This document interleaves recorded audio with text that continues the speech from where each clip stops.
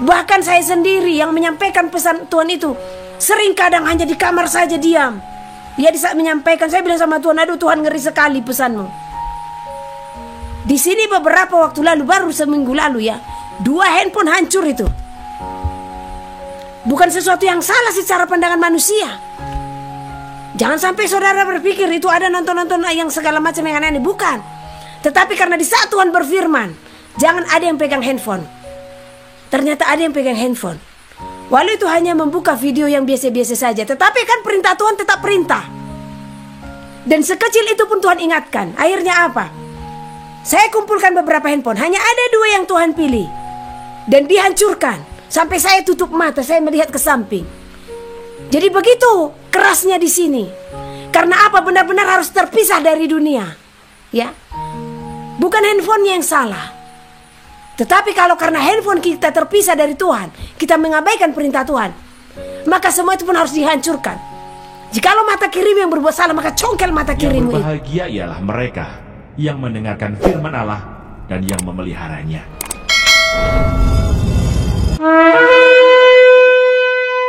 Hati-hati dengan yang namanya penglihatan-penglihatan. Karena kami pengajaran di sini sangat keras. Apa yang dianggap orang sepele pun, ya, baik itu persoalan sepele, bagi kami tidak bisa sepele. Karena di dalam Tuhan, kesalahan kecil, kesalahan besar itu sama-sama kesalahan, ya. Jadi kalau saudara merasa ada satu persoalan, ya sudahlah, sudah beres. Itu tidak cukup bagi kami. Karena di sini benar-benar karakter itu dikikis, karakter itu benar-benar dikuliti, ya. Saudara bisa ada di sini 1 bulan saja. Banyak orang yang tidak tahan di sini. Kenapa?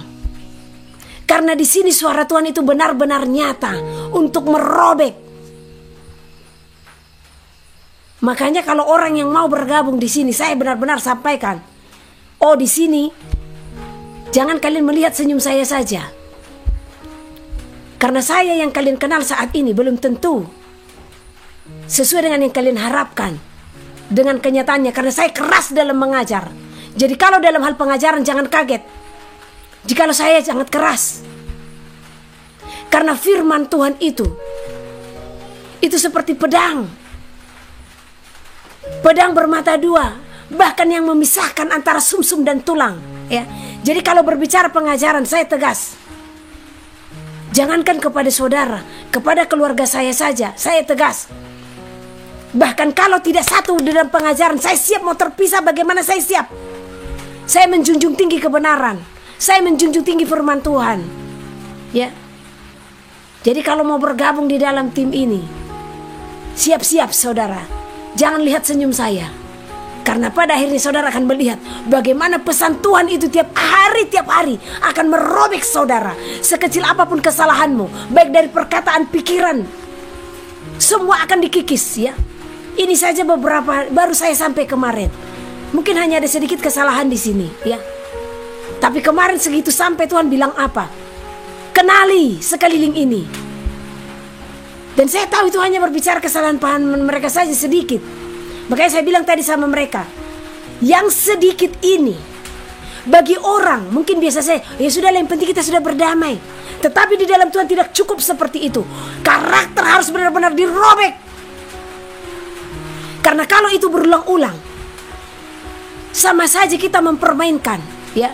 Jadi kalau ada karakter di dalam diri ini, terlalu gampang mengucapkan kata-kata, ya, terlalu gampang untuk ngejas, atau terlalu gampang sakit hati, terlalu gampang kecewa, terlalu gampang tersinggung, di sini itu akan dikikis. Itu harus benar-benar dibuang. Karena hanya kebenaran yang ada di tempat ini. Tidak ada berbicara yang lain, ya. Makanya kadang saya seperti orang yang tega dianggap orang. Tetapi sesungguhnya di sini penuh kasih. Saya keras mengajar karena apa? Saya tidak melihat orang secara jasmani. Saya tidak memakai hati manusia untuk melihat seseorang, tetapi hati Tuhan yang saya pakai. Di saat dia salah, saya akan katakan salah. Tetapi di dalam saya mengatakan kesalahan itu, pengharapan saya besar dia untuk bertobat dan berubah. Pengharapan saya, dia benar-benar menyadari kesalahan. Makanya saya siap dimusuhi karena kebenaran. Saya siap. Saya siap dijauhi karena kebenaran. Saya siap. Karena apa? Saya mengetahui bagaimana kekudusan itu. Saudara, tolong buka hatimu, buka pikiranmu. Ya. Kebenaran adalah kebenaran. Makanya dikatakan Tuhan datang bukan untuk membawa damai, tetapi membawa pedang, memisahkan. Ini berbicara apa? Ini berbicara alangkah murninya pengajaran kebenaran itu. Ya, nggak bisa kompromi, tidak ada kompromi. Ya di atas ya, tidak di atas tidak. Ya. Jadi jangan pernah salah menilai jikalau kami keras terhadap saudara. Jikalau kami tegas kepada saudara, saya tidak akan pandang bulu. Mau saudara kaya, mau saudara pernah memberkati pelayanan ini, saya tidak akan pandang bulu untuk menyampaikan kebenaran. Karena beberapa waktu lalu pun, waktu kami ada di luar kota sebelum kembali ke sini, ini sepertinya saya keras banget sama orang-orang dalam mengajar. Keras bukan kasar, beda. Kerasnya di mana? Supaya mereka sadar, nggak ada kompromi dengan dosa. Tidak ada anggap sepele dengan sebuah kesalahan, tidak ada anggap enteng dengan sebuah kesalahan. Supaya apa? Kesalahan itu tidak berulang-ulang. Pernah beberapa tahun silam, saya meninggalkan tim ini, saya pergi pelayanan keluar. Segitu pulang, saya merasakan sesuatu yang berbeda. Saya tanyakan kepada seorang ibu, ada apa di sini? Oh, tidak ada apa-apa. Ya, kami ibadah malamnya. Tetapi Roh Kudus yang bekerja atas pelayanan ini tidak bisa ada yang tersembunyi. Ya, malam itu juga terbongkar. Ternyata ada perselisihan sebelumnya. Memang sudah berdamai mereka. Tetapi yang Tuhan mau tidak cukup hanya perdamaian dalam mulut saja. Tetapi yang Tuhan mau, seseorang itu atau siapapun yang terlibat dalam perselisihan itu benar-benar menyadari kalau itu sesuatu hal yang tidak bisa terulang lagi. Jadi tidak cukup hanya katakan ya sudah beres, selesai. No. Tetapi harus benar-benar pemberesan. Karakter yang dibereskan di sini. Karena sekalipun berdamai hari ini, kalau memang itu terulang lagi besoknya, bagaimana? Perasaan kesal, perasaan tersinggung. Kalau memang itu terulang lagi, apa gunanya kita datang di hadapan Tuhan kalau karakter itu tidak kita buang? Makanya kami di sini 3 tahun kami berjalan. Bukan hal yang gampang persatuan visi dan misi. Satu keluarga saja sulit disatukan, apalagi ini beberapa keluarga. Tetapi puji Tuhan, kami tetap teruji. Bukan ujian itu selalu melewati kami, tetap hadir, tetap ada. Tetapi kami tetap saling menyemangati. Ya, keras memang, sakit memang. Bahkan saya sendiri yang menyampaikan pesan Tuhan itu sering kadang hanya di kamar saja diam. Ya, di saat menyampaikan saya bilang sama Tuhan, aduh Tuhan, ngeri sekali pesanmu. Di sini beberapa waktu lalu, baru seminggu lalu ya, 2 handphone hancur itu. Bukan sesuatu yang salah secara pandangan manusia. Jangan sampai saudara berpikir itu ada nonton-nonton yang segala macam yang aneh-aneh. Bukan. Tetapi karena di saat Tuhan berfirman, jangan ada yang pegang handphone. Ternyata ada yang pegang handphone. Walau itu hanya membuka video yang biasa-biasa saja, tetapi kan perintah Tuhan tetap perintah. Dan sekecil itu pun Tuhan ingatkan. Akhirnya apa? Saya kumpulkan beberapa handphone, hanya ada 2 yang Tuhan pilih. Dan dihancurkan. Sampai saya tutup mata, saya melihat ke samping. Jadi begitu kerasnya di sini. Karena apa? Benar-benar harus terpisah dari dunia. Ya. Bukan handphonenya yang salah. Tetapi kalau karena handphone kita terpisah dari Tuhan, kita mengabaikan perintah Tuhan, maka semua itu pun harus dihancurkan. Jikalau mata kirimu yang berbuat salah, maka congkel mata kirimu itu. Jadi keras pengajaran di dalam Tuhan. Ya. Kalau di dalam Tuhan tidak ada kompromi. Kalau di dalam Tuhan tidak ada kalimat ya sudahlah, selesai. Enggak. Harus benar-benar dibereskan. Pengakuan dari hati, dari diri sendiri kepada Tuhan, karena Tuhan butuh pengakuan. Tuhan mau pengakuan kita. Ya. Kita sadari apa yang kurang dari kita. Apakah kita orang yang memaksakan kehendak, atau kita orang yang gampang menilai seseorang? Kita selidiki, atau kita orang yang gampang tersinggung? Harus ada kesadaran. Kalau tidak ada kesadaran, bagaimana engkau bisa bertobat? Jadi kami di sini benar-benar ditegur. Ya, saya tidak segan-segan itu menegur seseorang. Kalau ini orangnya seperti ini sifatnya. Jadi kalau nggak tahan, hati-hati. Kalau saudara mau katakan bergabung tapi nggak tahan dengan pengajaran di sini dan tidak sejalan, hati-hati.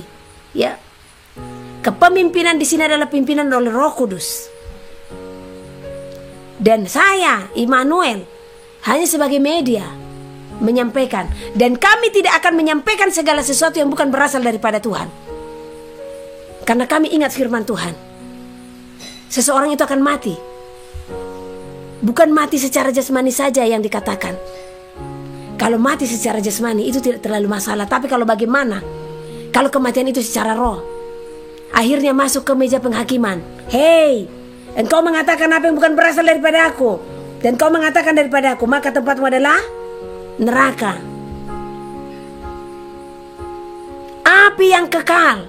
Jadi jangan saudara berpikir api itu sementara. Kekal. Kalau sementara enggak usah capek-capek lah untuk berbuat baik. Toh kalau sementara aja dihukum, ya.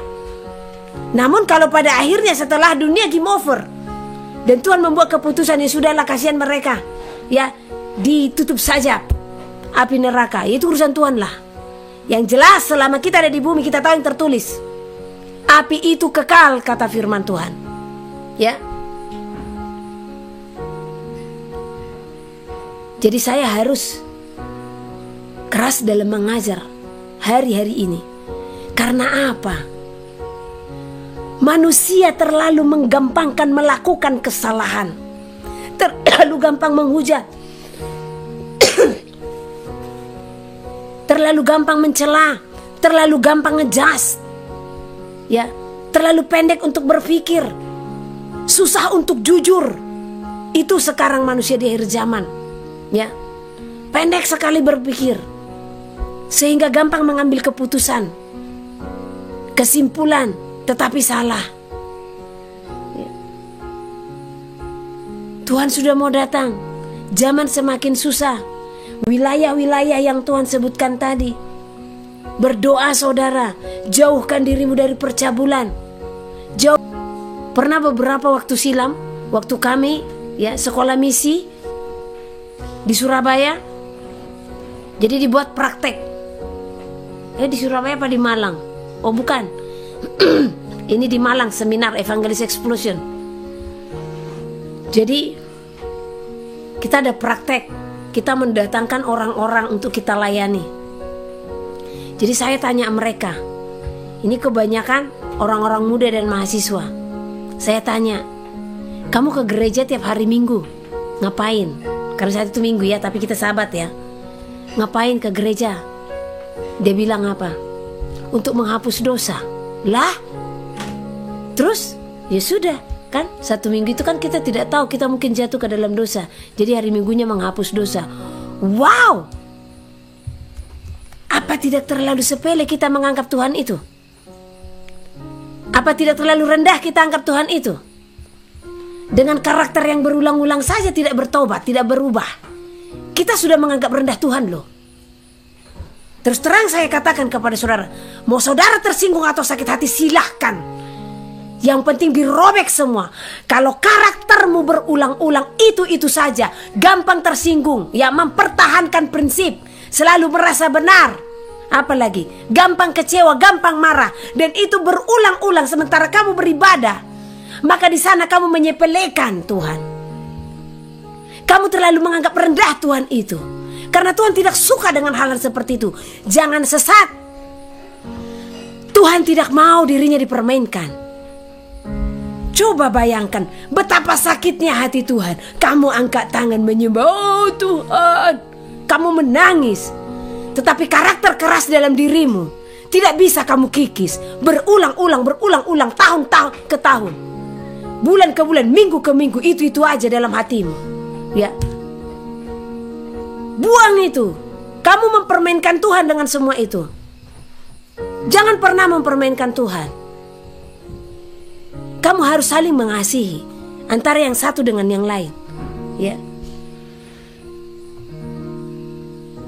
Karena kalau tidak seperti itu, maka kamu bukan orang yang memiliki buah dalam hidupmu. Kasih, sukacita, damai sejahtera, kebaikan, kemurahan, kesetiaan, kelemah lembutan, kesabaran, penguasaan diri. Kalau itu tidak diam dalam dirimu, ya. Terlebih kasih ini. Jadi kalau kamu melihat sesamamu kamu tidak suka, ya, bicara aja sedikit selalu salah di hadapanmu. Apa itu namanya? Seorang penyembah. Apa yang dikerjakan kawanmu selalu salah di hadapanmu. Itu namanya penyembah. Pendusta namanya seperti itu. Penipu namanya seperti itu. Pembohong di hadapan Tuhan. Jadi berubah. Tunjukkan engkau seorang yang beribadah kepada Tuhan. Bukan hanya datang bergereja. Karena orang yang datang bergereja belum tentu dia beribadah. Jadi jangan kamu menganggap dengan engkau datang ke gereja kamu sudah beribadah. Karena orang yang beribadah akan kelihatan. Kalau ibadahnya benar, maka ibadahnya itu akan mengandung kuasa untuk mengubahkan hidup saudara.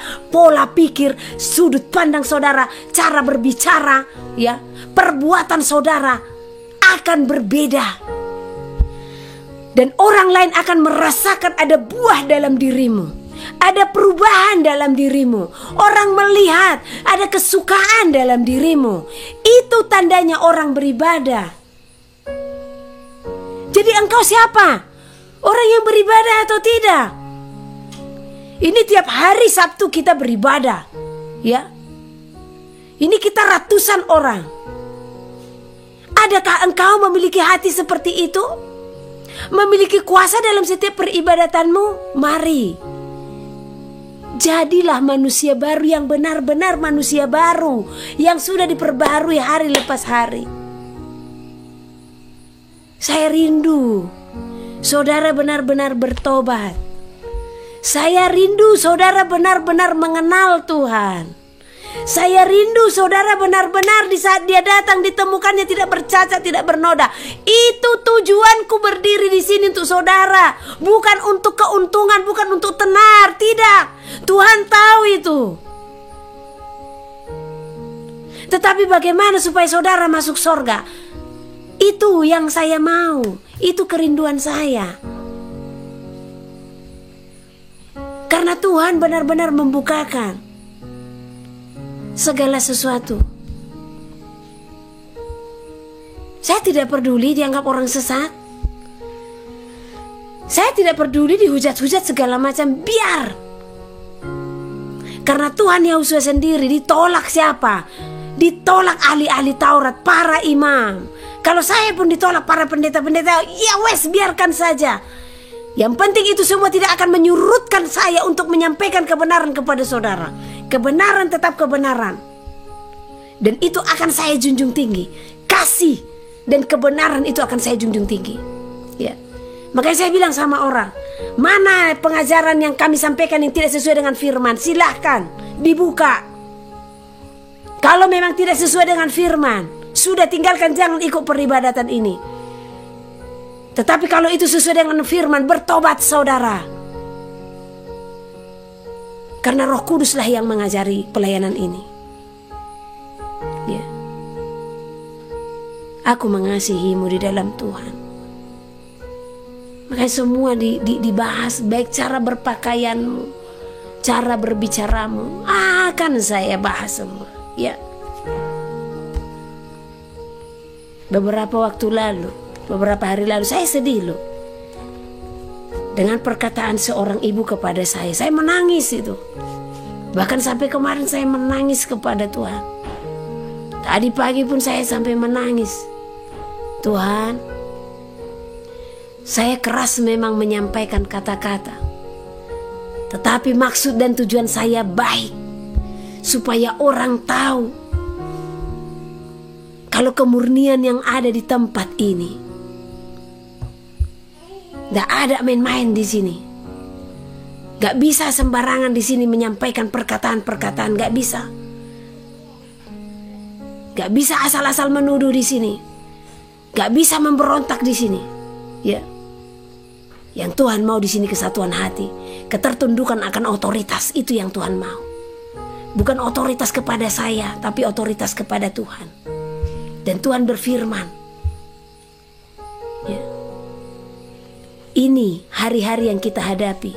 Tuhan bukakan, kalau secupak gandum sedinar, makanan akan semakin sulit, harga bahan pokok akan semakin naik, ya. Beras akan semakin mahal, makanan semakin sulit, ya. Beritahukanlah semuanya ini harus terjadi, sebab semua ini telah dinubuatkan sebelum adanya segala sesuatu di hadapanmu saat ini. Semuanya ini tergenapi sebagai penggenapan di mana kesesakan akan terjadi. Kesusahan memenuhi seluruh bumi, bersaksilah kata Tuhan. Sampaikanlah semuanya ini sebagai akhir dari semua yang ada. Di mana sumber damai sejahtera pun berlalu dari muka bumi ini. Di sanalah hari-harimu semakin berat dan sukar. Di sanalah kesukaran di bumi akan terjadi. Amin. Jadi tetap berdiri, tetap teguh. Apapun yang akan terjadi, sekalipun kesusahan yang akan terjadi, sekalipun kesesakan yang ada akan terjadi, jangan pernah surut, jangan pernah menyerah. Di saat engkau tidak bisa membeli dan menjual, jangan sampai tunduk akan tanda bilangan. Jangan saudara berpikir hari-hari ini akan semakin baik. Kalau engkau melihat dengan kacamata jasmani, memang engkau hanya akan melihat perkembangan teknologi. Engkau akan melihat kemajuan-kemajuan, namun di dalamnya lah sihir-sihir modern akan dinyatakan. Jadi kalau persekutuan kita tidak kuat di dalam Tuhan, ya, maka kita tidak akan bisa melihat semua ini. Makanya saya heran, ya, melihat bahkan banyak penubuat-penubuat yang menubuatkan hal-hal yang palsu. Saya sampaikan, ya, akhir zaman seperti ini hanya memberitakan berita-berita yang mengenakan telinga, ya.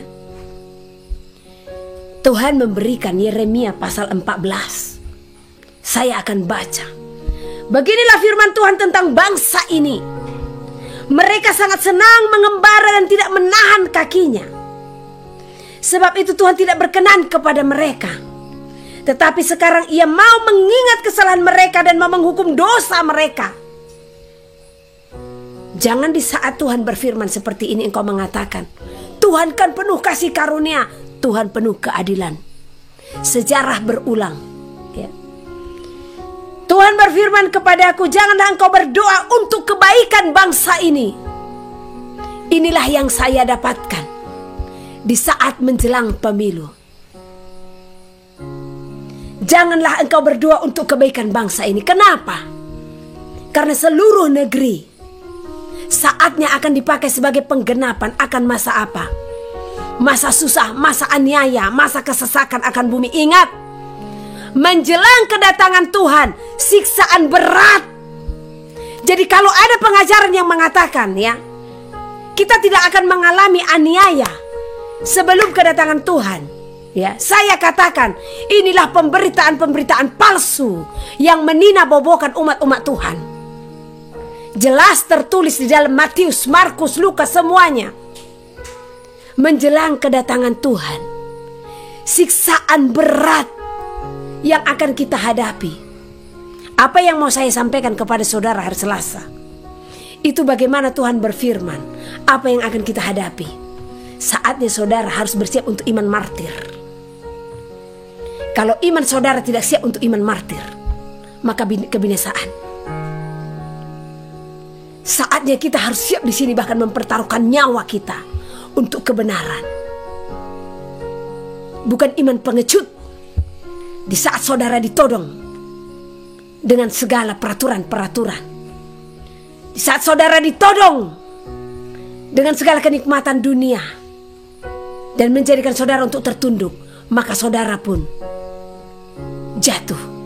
Ya, saudara ditodong. Hei, kamu tidak akan bisa naik jabatan kalau kamu tidak menerima ini. Hei, kamu tidak bisa membeli menjual. Bagaimana dengan perutmu dan perut anak-anakmu? Hei, engkau tidak akan bisa mengembangkan bisnismu. Hei, engkau tidak akan bisa mempergunakan uang di dalam ATM-mu jika engkau tidak tunduk akan bilangan-bilangan ini, akan peraturan ini. Akhirnya dengan itu semua, dengan todongan-todongan tadi, saudara pun terjerat, tertunduk. Ya sudahlah, gak apa-apa, saya menandatangani. Ya sudah, gak apa-apa, saya terima chip. Itu kan hanya sebatas kemajuan teknologi. Hati-hati, ini sudah di depan mata. Hati-hati, ya. Jangan menganggap dunia ini sedang aman-aman saja, saudaraku. Akhir zaman bisa kita lihat dari mana? Lihat bagaimana sifat-sifat manusia di akhir zaman. Manusia cinta akan uang, mencintai dirinya sendiri, tidak tahu berterima kasih, anak berontak kepada orang tua, pembual, pemfitnah. Semuanya ini tandanya dunia sudah masuk masa sukar. Jangankan orang-orang yang tidak di dalam Tuhan, lihat dirimu yang di dalam Tuhan. Apakah engkau tidak cinta akan dirimu sendiri? Coba selidiki. Di saat engkau bisa makan makanan nikmat, tetapi saudaramu sebelah beli beras pun dia tidak mampu, apakah kamu punya hati untuk menolongnya? Atau masihkah engkau memposting-posting, ya, kamu makan di restoran mewah, sementara banyak mata yang melihat mereka tidak mampu? Atau banyak orang-orang di pinggir jalan sana yang bahkan mereka tidak mampu hanya untuk sesuap nasi, tetapi engkau petentengan untuk memposting makanan-makanan mewah. Saya katakan keterlaluan, saudara. Bertobat. Apalagi engkau menyatakan diri sebagai hamba Tuhan, ya. Kamu pergi ke restoran A, ke restoran B, tetapi posting-posting, ya. Bukan Tuhan tidak mengizinkan saya untuk menikmati itu. Banyak orang-orang yang membawa saya ke tempat-tempat seperti itu, dan saya tetap mengucap syukur karena saya pun harus menghargai bagaimana mereka menjamu saya. Tetapi tidak pernah sejarahnya saya memposting-posting hal-hal seperti itu. Karena di sini ada kasih, ya. Kasih kepada sesama manusia. Ya. Jangankan kepada saudara, adik saya saja saya bilang, hebat kali kau selalu posting makanan-makanan, sementara ponakanmu di sana tahu tempe pun gak bisa dimakannya, saya bilang, ya.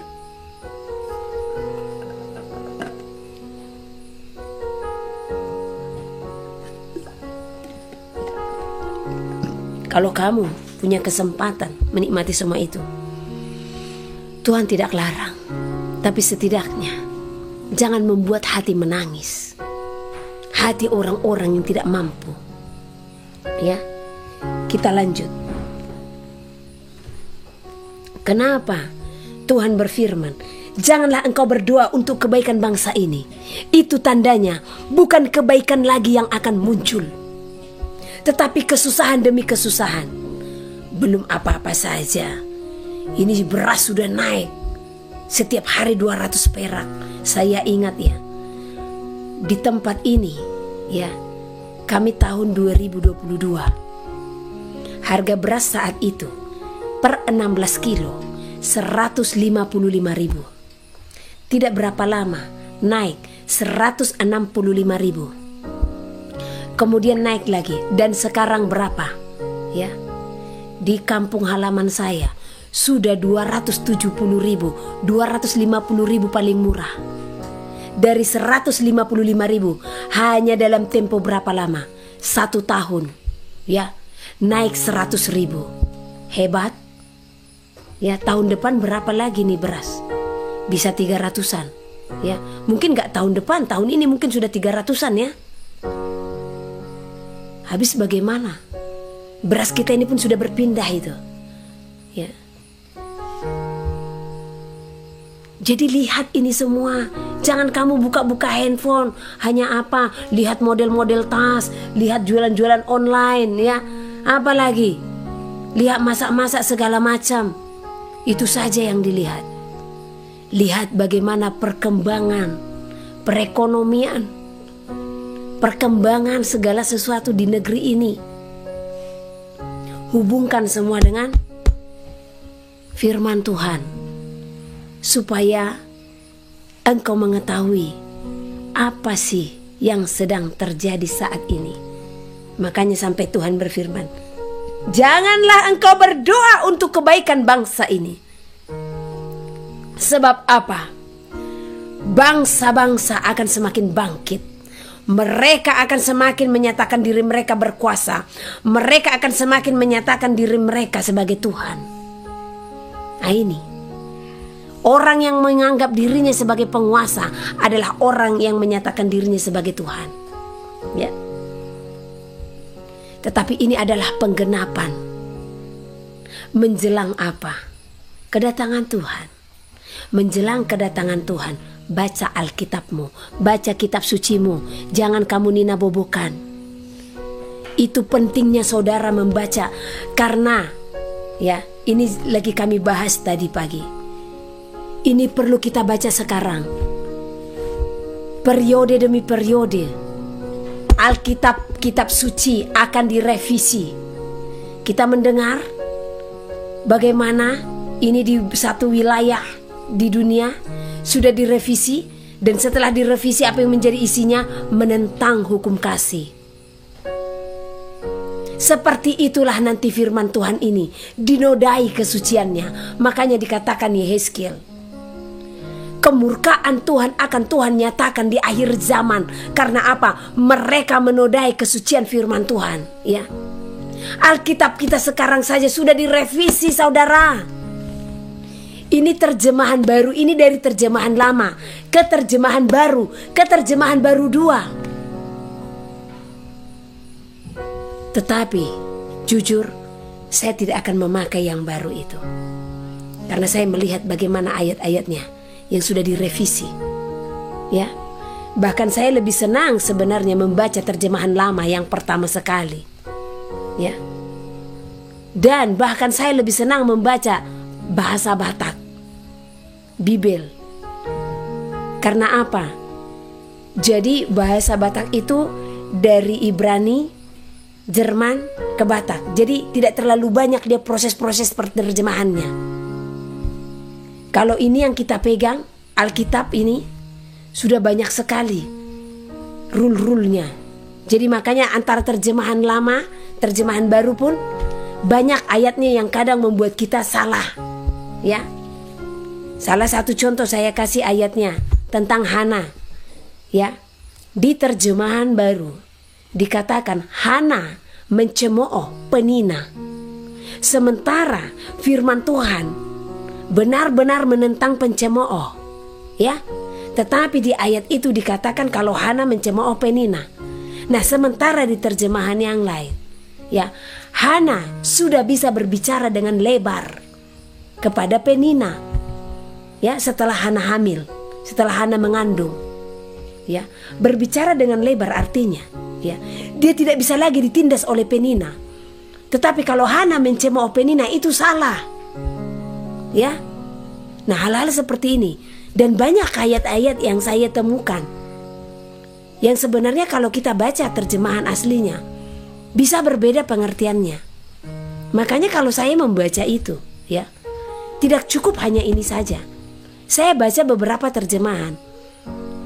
Saya baca King James Version, saya baca terjemahan Ibrani, saya translatekan, ya, supaya jelas pengertiannya apa, supaya saya jangan sampai salah. Ya, satu contoh, Tuhan mencobai, sementara Tuhan tidak pernah mencobai. Ya, Nah, seperti itu. Ya. Jadi kita kembali tentang bagaimana bahkan kita pun tidak bisa lagi berdoa untuk kebaikan bangsa ini. Kenapa? Karena kesusahan demi kesusahan akan terjadi, kelaparan, sampar akan terjadi. Percaya, ya. Ini sakit penyakit akan semakin banyak. Serangan jantung, kanker, hepatitis, HIV, AIDS, campak, segala macam akan banyak. Itu dampak dari apa? Saudara sudah tahu tanpa saya sampaikan. Karena saya sudah sampaikan sebelumnya kepada saudara. Karena itu efek yang akan muncul. Ya. Jadi nggak ada yang katanya zombie-zombie. Tetapi saking sakitnya penyakit itu nanti orang akan seperti zombie. Ya, itu yang Tuhan perlihatkan. Ya. Nah, ingat masa menjelang kedatangan Tuhan. Dunia tidak baik-baik saja. Bahkan masa berakhirnya wahyu. Karena dunia ini penggenapan daripada wahyu. Masa berakhirnya wahyu juga. Dunia tidak baik-baik saja. Peperangan, gempa bumi, segala macam terjadilah. Siksaan berat. Jadi kalau ada pengajaran mengatakan tenang, kita tidak akan mengalami, Tuhan akan memberkati kita, Tuhan akan menolong, Tuhan akan menyelamatkan. Dengarkan apa yang Tuhan sampaikan di sini oleh orang-orang yang menyatakan nubuatan-nubuatan yang tidak benar di masa kesusahan, ya. Sekalipun mereka berpuasa, aku tidak akan mendengarkan seruan mereka. Sekalipun mereka mempersembahkan korban bakaran dan korban sajian, aku tidak akan berkenan kepada mereka. Melainkan aku akan menghabiskan mereka dengan perang, dengan kelaparan, dan dengan penyakit sampar. Ini yang akan terjadi. Kenapa? Seperti yang dikatakan dalam kitab Yehezkiel tadi, ya. Kalau firman Tuhan ini direvisi-revisi dan tidak sesuai dengan kebenaran jadinya, maka kemurkaan Tuhan akan besar di akhir zaman. Karena apa? Mereka tidak melakukan perintah-perintah Tuhan dan mereka menodai kesucian firman Tuhan, ya. Makanya makan ini setiap hari, baca firman Tuhan setiap hari, supaya ini tidak terhilang. Jadi kalaupun dirobah-robah ini, ayat-ayat ini sudah menempel di dalam kita sudah memahami apa yang tertulis sebelumnya, apa yang tertulis di terjemahan aslinya, ya. Karena banyak revisi-revisi yang saya dengar, ya, yang bahkan dibukakan ayatnya yang sudah bertentangan dengan hukum kasih, ya. Jadi jangan sampai kita menentang Yahusua sebagai Tuhan dan Juru Selamat. Jangan sampai kita menentang pengorbanan yang dia berikan di kayu salib. Karena ada salah satu yang direvisi, bukan di Indonesia, ya, yang mengatakan itu tidak benar. Dia benar disalibkan untuk menebus dosa saudara dan saya, ya. Jadi di saat kemurkaan Tuhan itu nyata, apa yang akan terjadi? Perang, kelaparan, sampar. Dan saya percaya ini akan terjadi di akhir zaman ini. Karena terlebih dahulu pun Tuhan telah bernubuat akan kelaparan dan sampar dan perang. Dan saya juga telah menyampaikan kepada saudara. Bahkan 2016 saya sudah menyampaikan hal-hal ini. 2016, 17, 18 itu nubuatan kencang, ya. Jadi kalau saudara melihat belum terjadi, jangan langsung katakan, ih sesat, nabi palsu, kami tidak percaya begini-begini. Kenapa sih harus mengharapkan itu terjadi di hadapan saudara? Bagaimana kalau itu terjadi di hadapan saudara? Kita lihat siapa-siapa orang yang akhirnya terkena dengan kesusahan itu. Lalu aku berkata, aduh Tuhan Elohim, bukankah para nabi telah berkata kepada mereka, kamu tidak akan mengalami perang dan kelaparan tidak akan menimpa kamu, amin. Kira-kira seperti itu, ya. Seperti ini banyak di akhir zaman.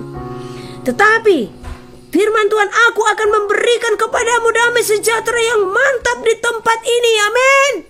Terima damai sejahtera yang akan kita terima. Tapi apa kata Tuhan kepada para nabi yang menubuatkan hal-hal seperti ini? Kalau kita dengarkan nubuatan itu, ya, baik mengenakan telinga. Karena benar loh, kalau kita kaji, ya, kalimat-kalimat ini baik loh. Dan ini menghibur orang.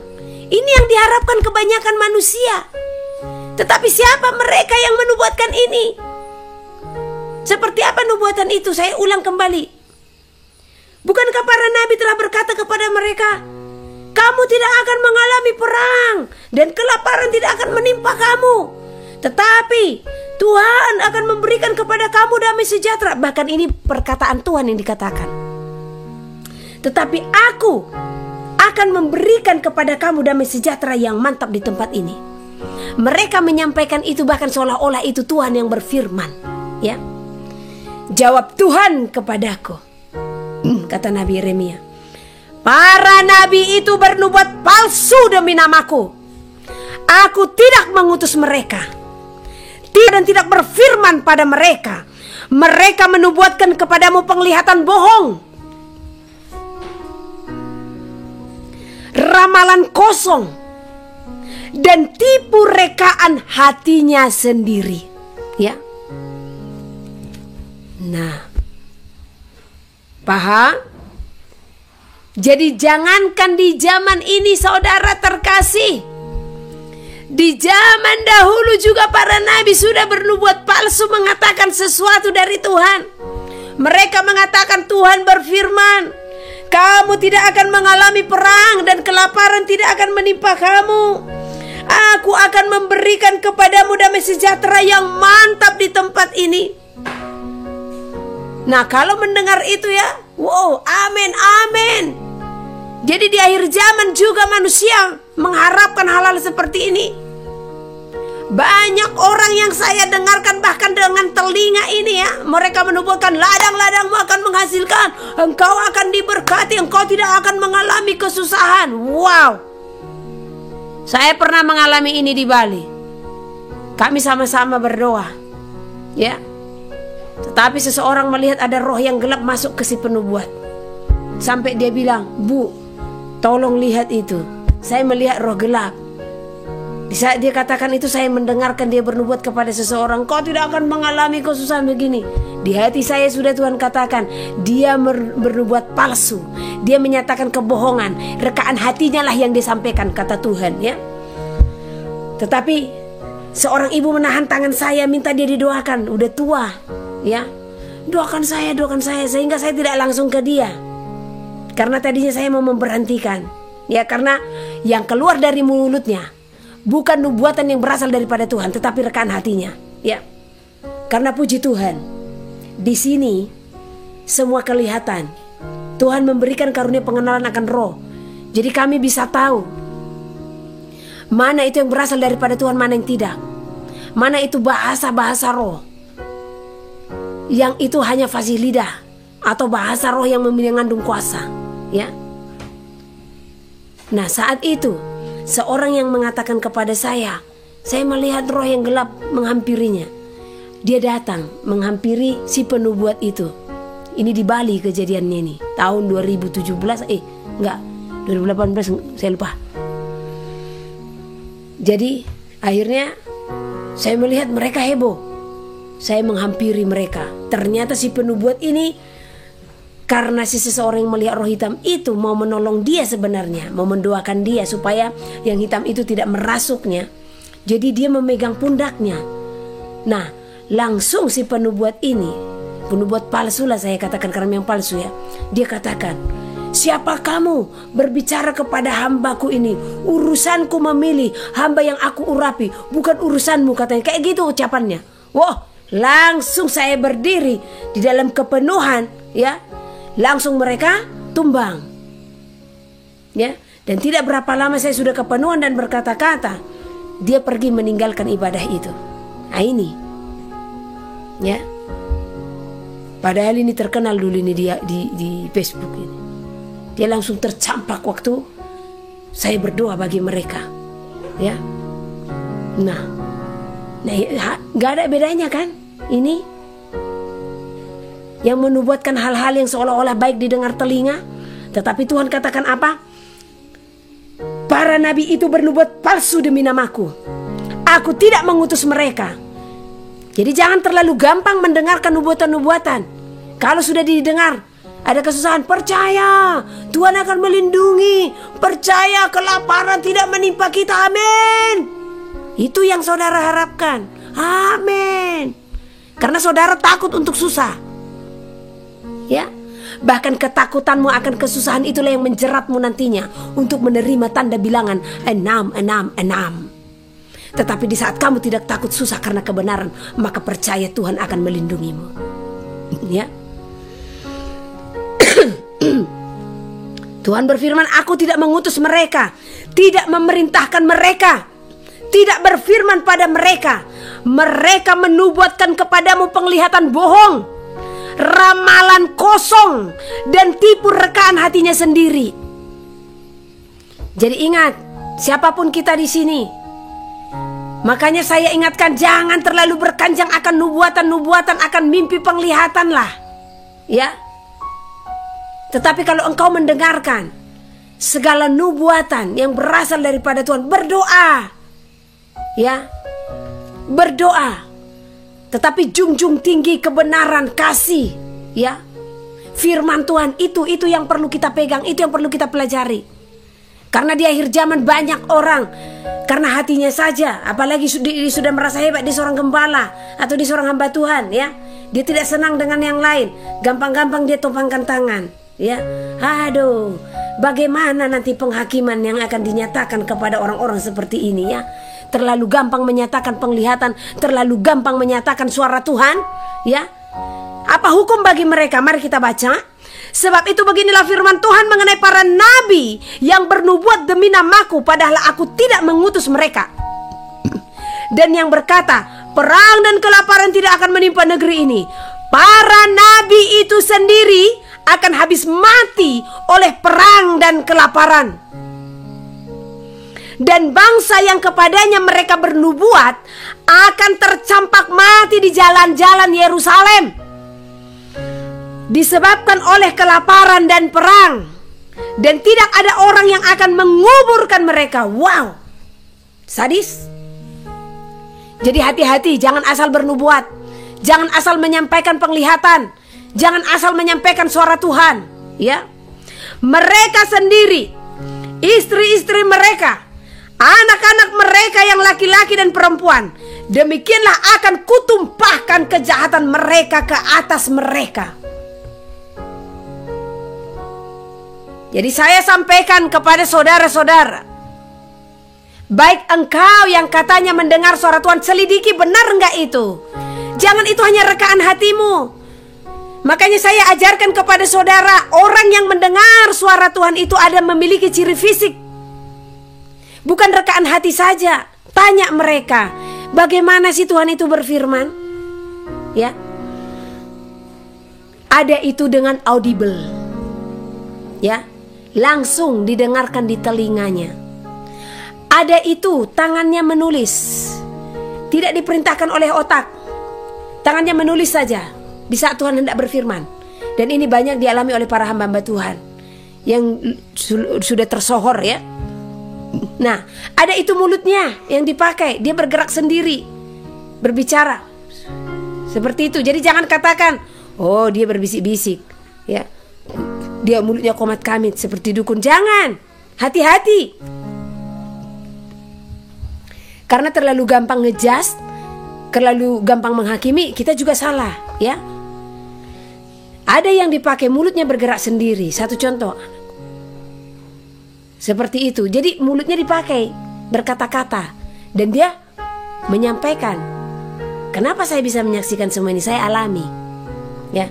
Berikutnya, ada satu sosok di dalam tubuh ini yang berbicara, dan itu kita seperti dua orang. Ada satu pribadi yang keluar dari dalam ini berbicara, dan itu sosok yang sangat berwibawa, dan itu bukan diri kita, itu Roh Kudus. Jadi kalau hanya rekaan hati, jadi tanya mereka, seperti apa kira-kira Tuhan itu? Kalau keempat ciri fisik ini tidak ada, udah itu rekaan hati, ya. Ya saya hanya mengatakan di hati saya kuat berbicara. Nah kalau dikatakan di hati saya kuat berbicara, hanya seperti, bukannya ada satu sosok pribadi yang berbeda yang berbicara di hatinya. Nah itu rekaan hati. Tapi kalau ada satu sosok pribadi yang berbicara langsung di dalam hatinya, dan itu berbeda langsung, ya, maka itu suara Tuhan, ya. Jadi itu ciri fisiknya. Kalau di luar daripada itu, rekaan hati. Sama seperti Nabi ini, ya. Engkau tidak akan tertimpa perang. Sama seperti jam sekarang. Wah, kelaparan, kesusahan, kita tidak akan terima. Walau dunia resesi, kita resepsi katanya. Wah, parah ini, iya kan? Terlalu gampang mereka ini. Nah, saudara juga jangan terlalu gampang menerima, ya. Oh, Tuhan kan sudah berbicara kepadanya begini. Hati-hati, ya. Karena banyak wilayah-wilayah yang saya temui terlalu gampang percaya, apalagi di daerah NTT ini, ya. Nah, daerah NTT hati-hati. Orang pula bertanya apa-apa kepada orang-orang yang katanya kepenuhan roh. Akhirnya apa? Karunia dibikin menjadi praktek perdukunan, ya, pakai tarif, tergantung tingkat kesusahannya katanya. Hai, bagaimana saya sebenarnya tidak menangis melihat ini. Apalagi Tuhan, ya. Saya saja menangis melihat ini semua, ya. Apalagi Tuhan, bagaimana Tuhan tidak berduka melihat semua ini, ya. Wahyu pasal 10. Kitab terbuka, dan aku melihat seorang malaikat lain yang kuat turun dari sorga, berselubungkan awan, dan pelangi ada di atas kepalanya, dan mukanya sama seperti matahari, dan kakinya bagaikan tiang api. Dalam tangannya ia memegang sebuah gulungan kitab kecil yang terbuka. Ia menginjakkan kaki kanannya di atas laut, dan kaki kirinya di atas bumi, dan ia berseru dengan suara nyaring sama seperti singa yang mengaum. Dan sesudah ia berseru, ketujuh guruh itu memperdengarkan suaranya.